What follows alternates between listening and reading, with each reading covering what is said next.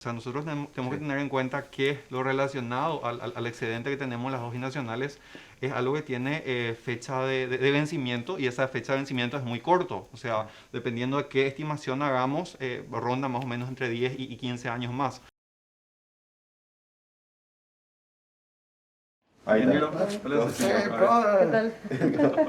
No importa.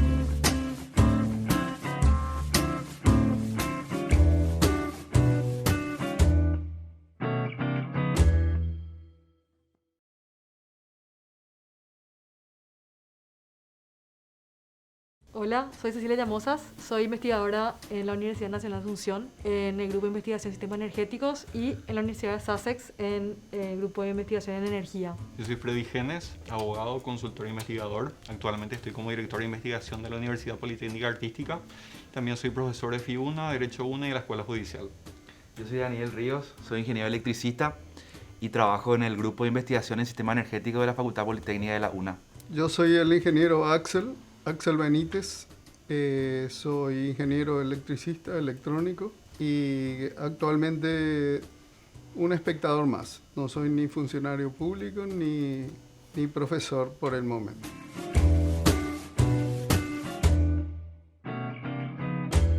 Sí, Paraguay tiene una política energética que fue difundida por decreto en 2016.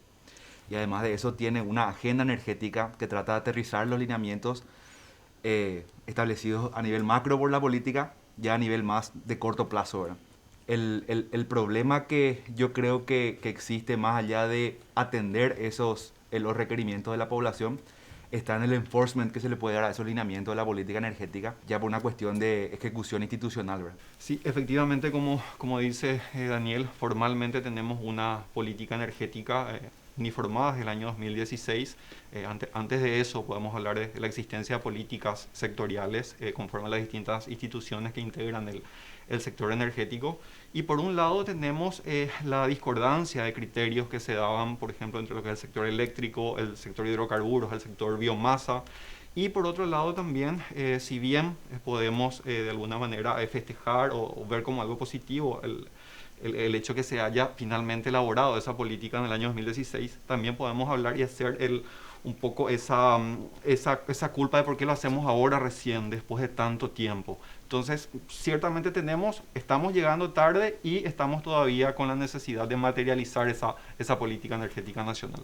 De hecho, si vemos, digamos, lo que fue la historia de esas políticas energéticas, en el año 92 ya teníamos una buena política energética que sacó la Secretaría Técnica de Planificación, ¿verdad? El Plan Nacional El Energético. Plan Nacional Energético. Después vinieron 2 intentos más, y hay que decir que también siempre hubo mucha participación de consultoras internacionales.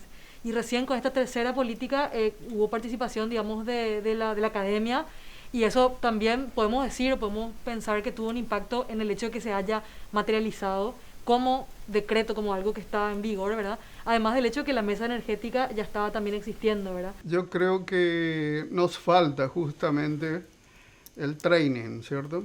Nos falta, y en la política energética, básicamente lo que se revela es la falta de una política de Estado. O sea, la falta de política de Estado, no solamente del actual gobierno, sino de los anteriores. Nuestra falta de planificación país, de no tener definido un país de medio largo plazo, y al no tener una política de Estado, perdemos las ocasiones. Por ejemplo, hemos desaprovechado el hito de negociación, por ejemplo, de Yacyretá, que es tan o igual o tan importante como va a ser el del hito de Itaipú 2023. Yo lo que veo es esa falta de training, falta de compromiso, de involucrarnos como profesionales, digo. De cualquier manera, yo creo que es loable y tenemos que reconocer el esfuerzo que se hizo entre los años 2013 y 2016 con el Plan Nacional de Desarrollo, que es un poco la política pública macro de la cual se tienen que desprender las otras. En materia energética, también en el año 2013 se hizo la prospectiva energética, un poco que nos sirve para ver dónde estamos parados y cómo nos proyectamos. Entonces hubo como un movimiento interesante entre esos años y bueno, en este momento estamos un poco en lo que es en lo que implica la ejecución de esos instrumentos de planificación en esta materia. Y de por ahí lo que falta también, o lo que se ve en otros países, por ejemplo, que ha sucedido, es que falta como un evento catalizador que dispare un poco la acción concreta para llevar eso a la urgencia que se merece, ¿verdad?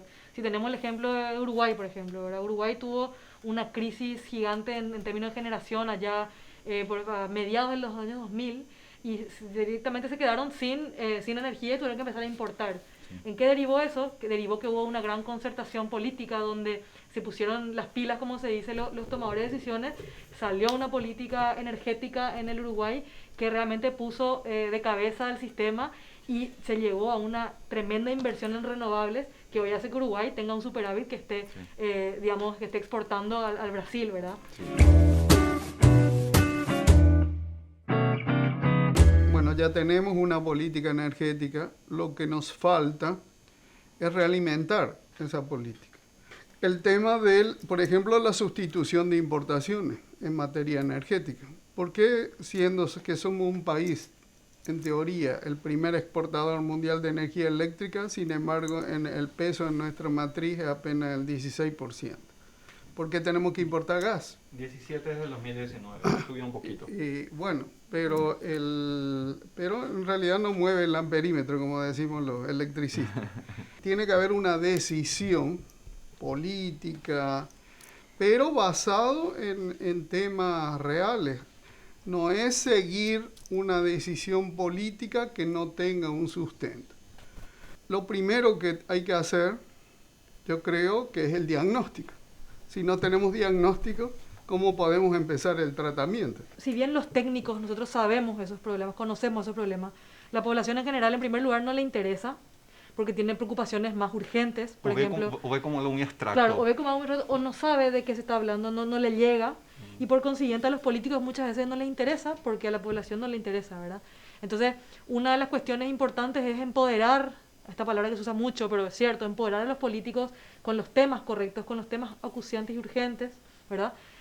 Y sobre todo empoderar a las instituciones que tienen la batuta, que no tienen fondos hoy en día. No hay plata, básicamente, para las inversiones que sabemos son urgentes. En primer lugar, yo pensaría en las personas respecto a este aprovechamiento, asegurarnos de que todos los habitantes de este país puedan utilizar la energía eléctrica, una energía eléctrica de calidad, que no estemos dependiendo de los efectos climáticos y, por supuesto, el acceso también a las otras energías, pero sobre todo buscar los mecanismos para aprovechar la energía eléctrica respecto a la cual en este momento tenemos el excedente, ¿no? La industrialización respecto a aquellos sectores donde esto es posible. La energía eléctrica no es tampoco una panacea, no podemos hacer una sustitución en todos los sectores. Entonces, respecto a aquellos sectores donde es posible esta sustitución, realizarlo, el sector transporte creo que sería el primero, y después establecer los mecanismos como para convertir esa energía en una industria pujante que Paraguay no la tiene. Hay otros varios condicionantes u otros factores que hay que también considerar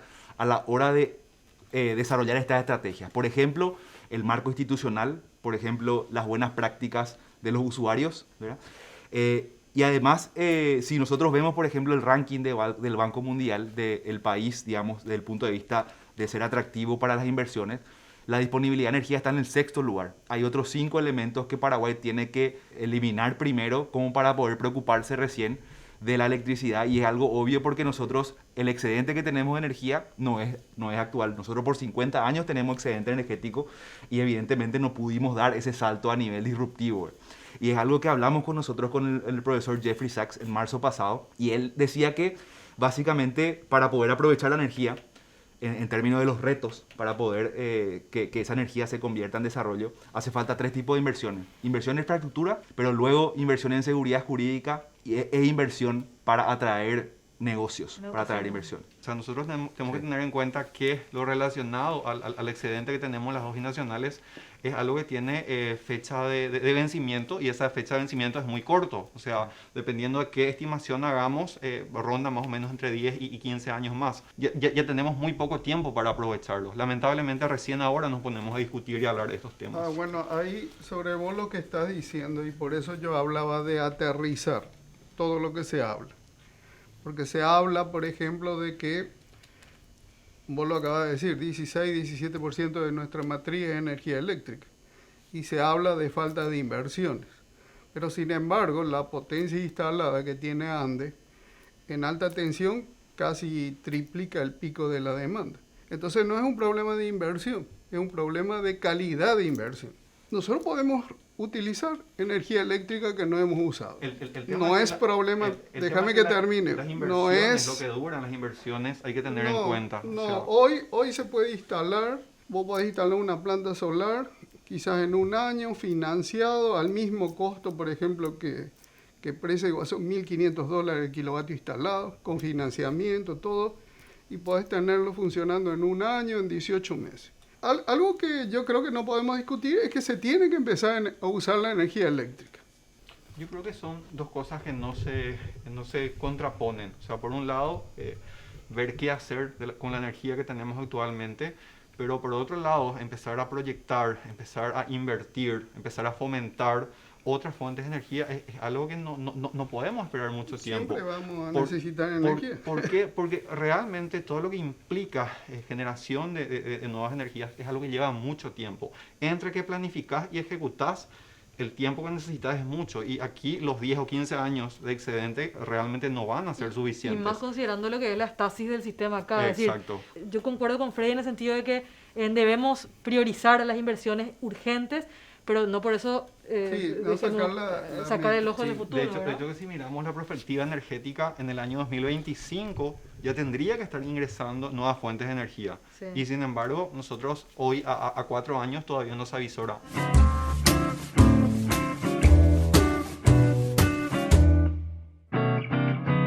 Bueno, acá tocamos el tema del momento, ¿verdad? De hace un tiempo. Y es un tema que depende del cristal con que se lo mire, siempre el vaso está medio lleno o medio vacío, ¿verdad?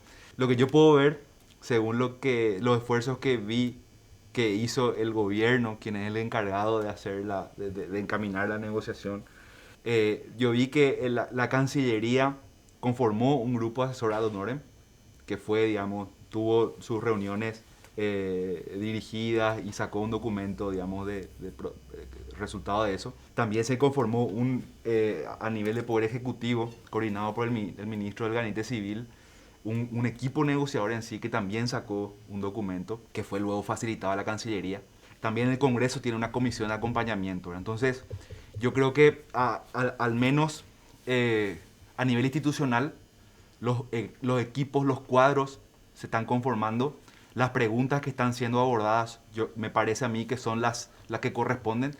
En términos formales o de evidencia tangible, los pasos que se dieron fueron correctos en el sentido de que por primera vez y mucho antes de que nuestros pares, nosotros tenemos un cuadro en el cual podemos mirar y podemos, por lo menos hay un responsable por el proceso, ahí están los nombres bien identificados de quienes participan, e incluso Cancillería publicó más de 200 páginas resumiendo los trabajos, y yo creo que muy poca gente se va a tomar el trabajo de mirar, ¿verdad?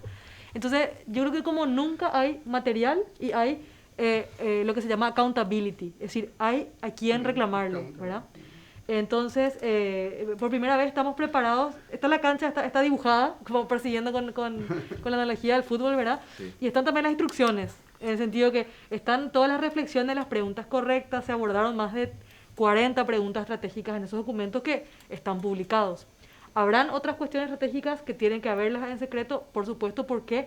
Porque se trata de una negociación internacional, no podemos tampoco, como decía un profesor nuestro, puedes decir quién va a chutar el penal, pero no hacia qué lado va a chutar el penal, ¿verdad? Sí. No puedes estar revelando al público hacia qué lado va a chutar el penal para que estén todos contentos. Claro. Es un tema muy instalado y como dijo Daniel, es un tema del momento.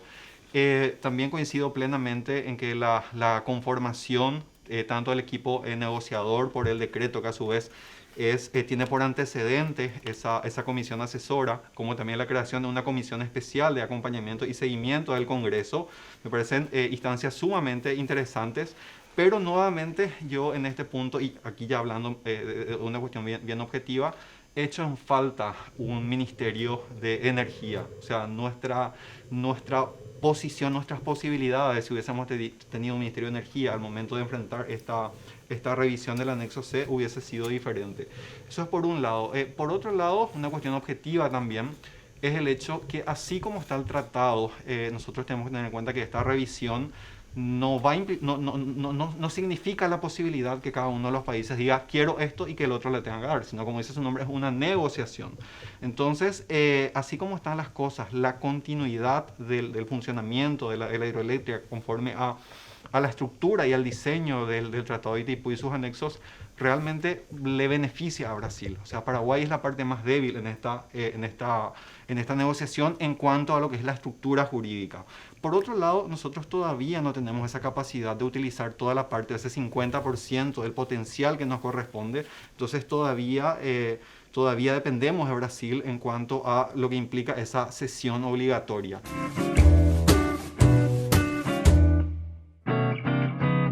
Paraguay tiene que concentrarse en sacar el mayor valor posible de esa negociación, sea cual sea, no solamente en términos monetarios, sino en términos de lo que implique la negociación de 2023 para su desarrollo en el futuro. Yo creo que tenemos que ganar el partido. O sea, yo soy, por ejemplo, enemigo del famoso win-to-win, de la boca para afuera. No puede existir un win-to-win en Itaipú después de que el Brasil llevó el 92% de la producción y nosotros el 8%.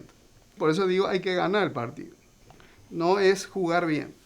Yo creo que tendríamos que aprovechar esta ocasión para fortalecer el concepto de lo que es la integración energética, para entender que Itaipú integra todo ese entramado de lo que es el sector energético a nivel regional y también una oportunidad para hablar respecto a la posibilidad de la libre venta de la energía a todos los países, en particular a los que integramos el Mercosur. Mejor educación, mejor salud, mejor protección social, mejores condiciones de negocio, mayores empleos, pensando en los niños que no están todavía ahora y que van a estar acá en 2040.